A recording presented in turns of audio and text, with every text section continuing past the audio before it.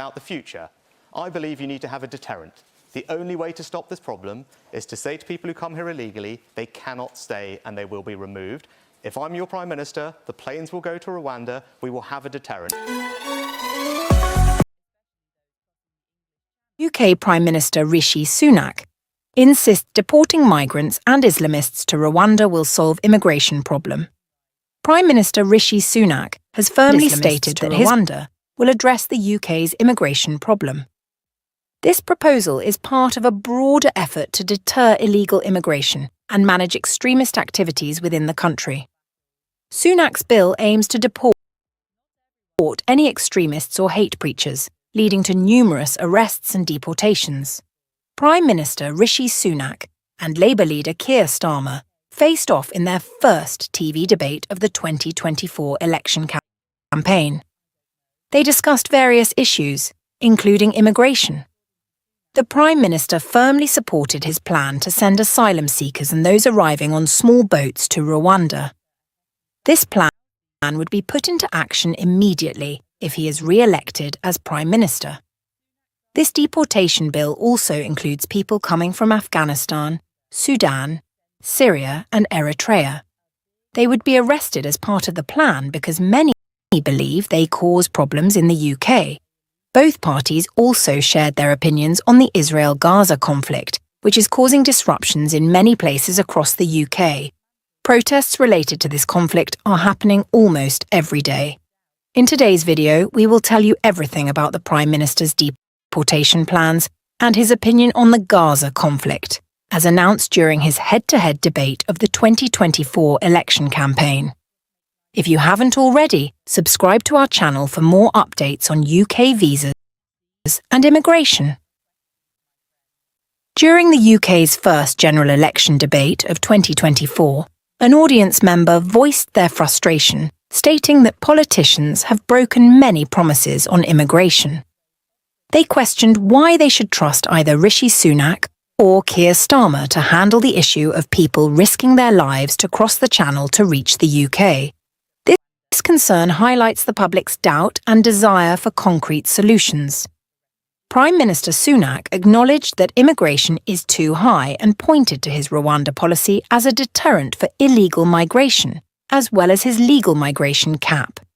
He told the audience that migrants have been detained and flights will start in July, but only if he remains Prime Minister. He warned that if Keir Starmer is elected, all those people will be released, flights will be cancelled, and there will be no deterrent to stop the unfairness of people crossing in boats. Sir Keir Starmer accused Mr Sunak of being the most liberal Prime Minister we've ever had on immigration, citing record high levels of migration at 685,000 in recent years. The Prime Minister acknowledges the issue, stating it's too high, and claims responsibility for those whose movements have been restricted, arrested, detained, and are awaiting deportation on the first available flight. The Home Office has announced it is conducting arrests among an initial group of approximately 5,700 men and women who arrived in the UK without prior permission between January 2022 and June 2023. Individuals in this group have received a notice of intent indicating that they are being considered for deportation to Rwanda. However, government data has revealed that the Home Office has lost contact with thousands of potential deportees. Only 2,143 have been located and detained so far, leaving more than 3,500 individuals unaccounted for. Some are believed to have fled across the Northern Irish border into Ireland. The government has not provided exact figures, but arrests are being conducted across the country. Critics argue that individuals from war-torn regions with no ties to Rwanda are being unfairly targeted. Maddie Harris pointed out that asylum seekers from conflict zones such as Afghanistan, Sudan, Syria and Eritrea who have no connection to Rwanda are being arrested under this scheme. Regarding the stance on Israel and Gaza, Julie Etchingham highlighted that many people are deeply uncomfortable with the positions taken by both parties. Sir Keir Starmer emphasised that the situation in Gaza is intolerable and catastrophic, stressing the urgent need for a ceasefire and an immediate cessation of hostilities. Firstly, we must prioritise getting the hostages out. I dread to think of their current state, he said, emphasising the urgent need for humanitarian aid to reach Gaza.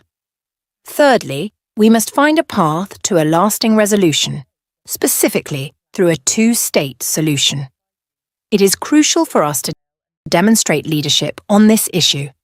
If we are humble enough to serve, this will be my solemn duty.